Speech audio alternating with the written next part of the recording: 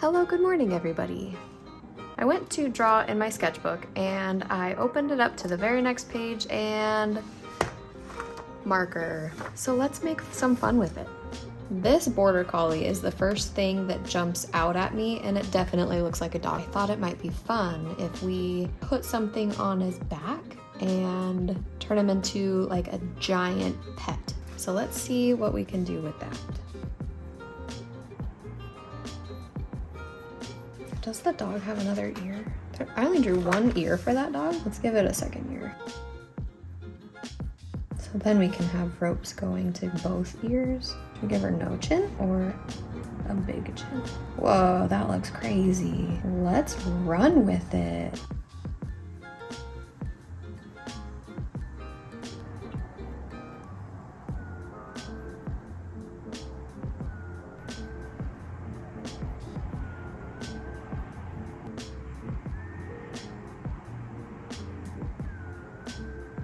They almost remind me of lemmings. This guy's arm and body are the same length. So then this definitely also looks like a dog. So let's see what we could turn it into or how we can use it.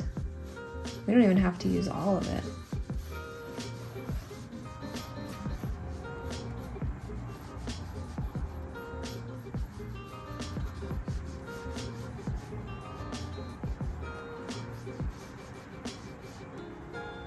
This is reminding me of like an open mouth, kind of like we drew this guy.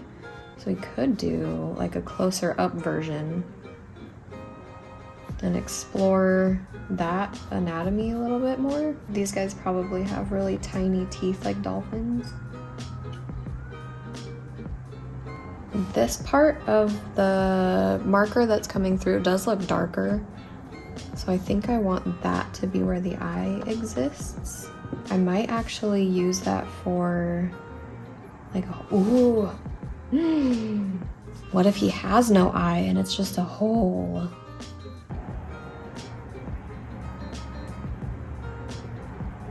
Okay, so if we're following human anatomy, we know that the ear starts at about the eye line. So the eye is right there, and then the nose line would be right about there.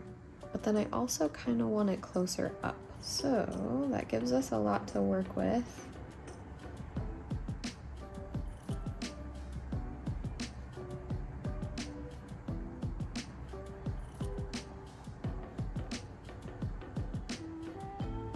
And then let's figure out the ear anatomy.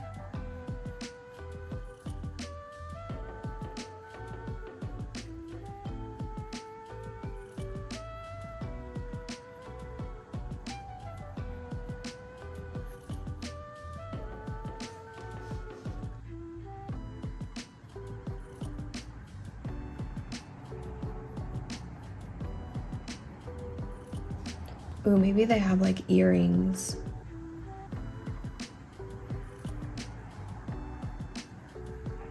Love it. How many earrings? This has like a rainbow and we need this to match.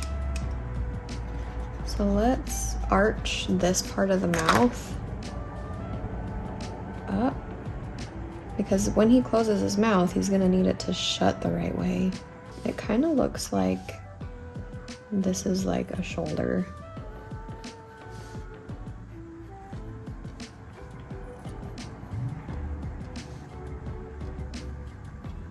I bet they have really long fingers. Maybe pointy fingers too. Duh. Fingers are like this.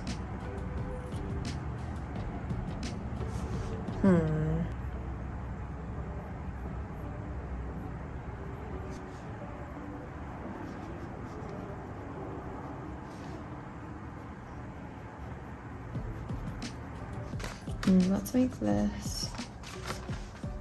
This has got to be like pulling away a little bit. Maybe they're on like the same or opposing track teams. So these guys are racing this giant guy. I don't know if I like that spike.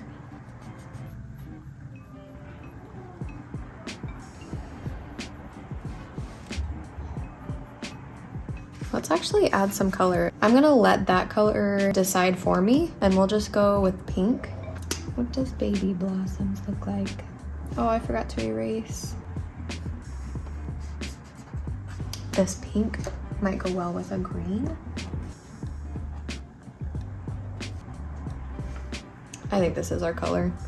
Vert Celadon.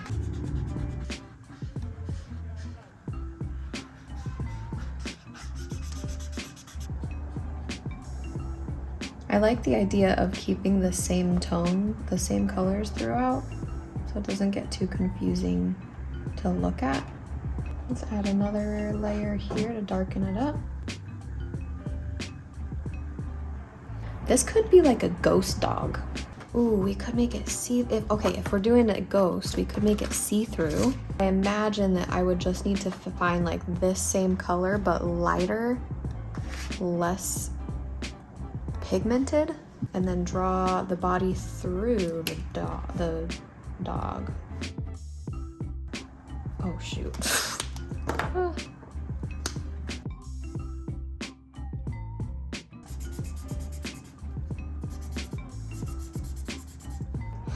This is interesting. Then we'd use the lighter one to go. Oh, I don't think this is as light as I want it to be. Yeah, this is better.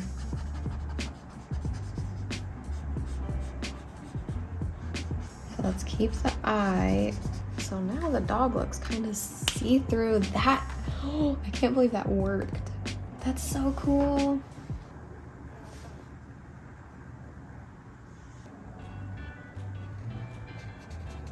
I do want to crisp up some of these lines a little bit because they're starting to get kind of muddied. Maybe we could draw like a finish line.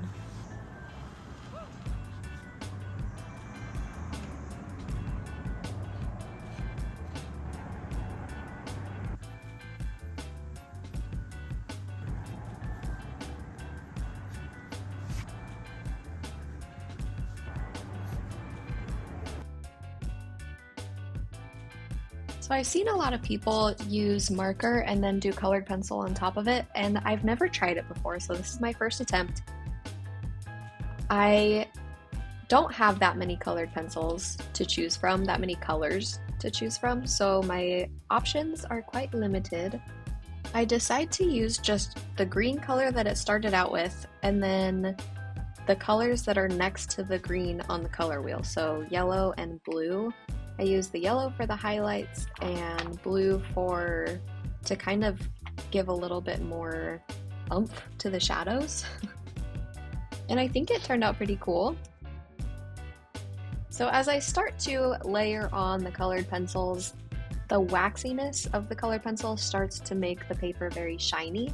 And the way that my light is set up right now, it was bouncing off the wax right into my eye, so I couldn't see the paper or the colors that I was drawing with accurately.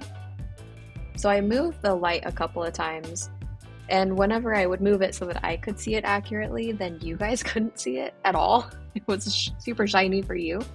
So it takes a little finagling to try to get the colors to look good for both me and you. So like I said, this is the first time that I've attempted doing colored pencil on top of marker, and I have to say that at this point, I love it. I see what the hype is about, and I'm probably going to be doing this a lot in the future.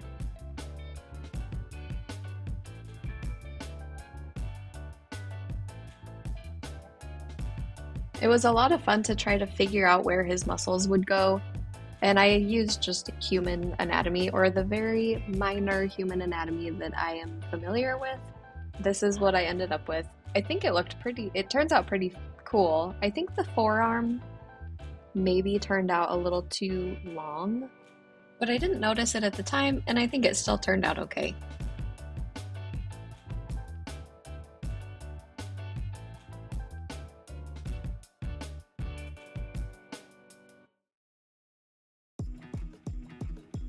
And here you can see the shininess of it. And I give him a tail. While I was drawing him, he was reminding me a lot of an aardvark. and so I decided to draw the unknown inspiration for the gremlin, the aardvark.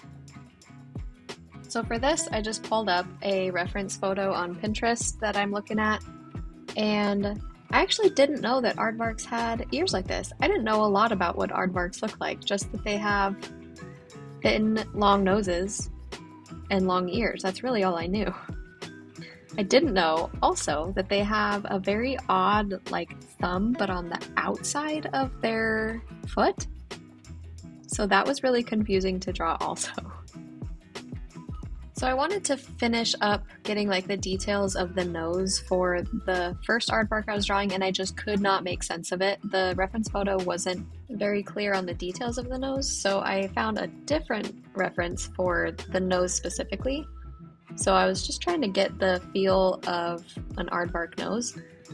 And then I color it up and use a blender with it. And I've never used a blender with these colored pencils before, so I was really surprised that it actually blended as well as it did. And I've also never used this brush liner either, so this was a lot of fun. It's actually really difficult not to get a thick line. You have to push so softly to get it super, super thin.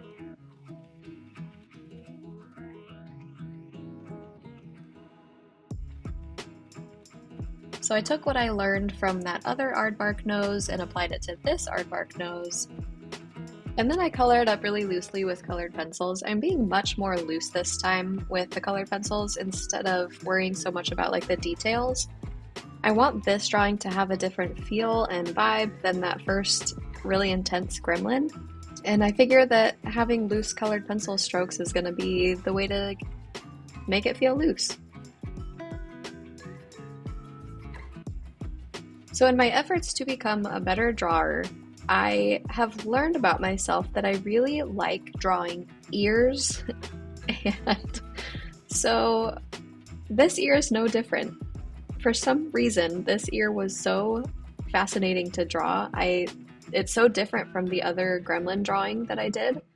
I like that it curls up and it looks like a pig ear, and it was really smooth in the reference photo, so I was trying my hardest to make it look smooth here too. But then when you smooth it out with a blender, you lose a lot of the color depth, so I had to go back in with a black and add some more depth to the very inside of the ear. Aardvark nails are also very strange. I can't even describe them. If you have the chance, you should look up an aardvark foot. They're long and flat and very thick. And then they also have these very long, strange under eyelash things that I've never seen before on any other creature. They're so bizarre looking. So now that that one is done, I want to do a very simple pen sketch of an aardvark and just kind of apply what I've learned.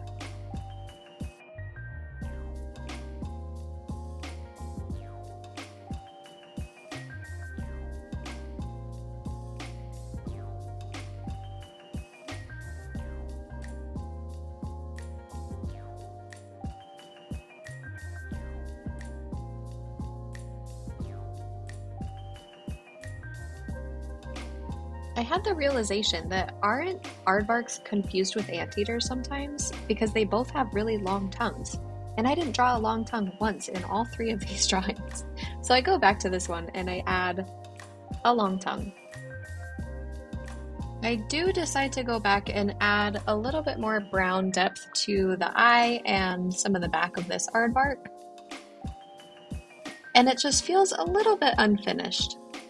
I'm not going to add any more aardvarks. I don't think there's enough room on the page for that. So I'm trying to figure out how I can make the page look finished and complete without technically adding any more drawings. So I add this black box with lines, and then I decide to experiment and add the word aardvark at the bottom, and I really like how it turned out. So here's our finished spread. Thanks so much for coming along with me while we turned our marker marks into an inspired piece of something. I hope you enjoyed it, and I will see you next week. Bye!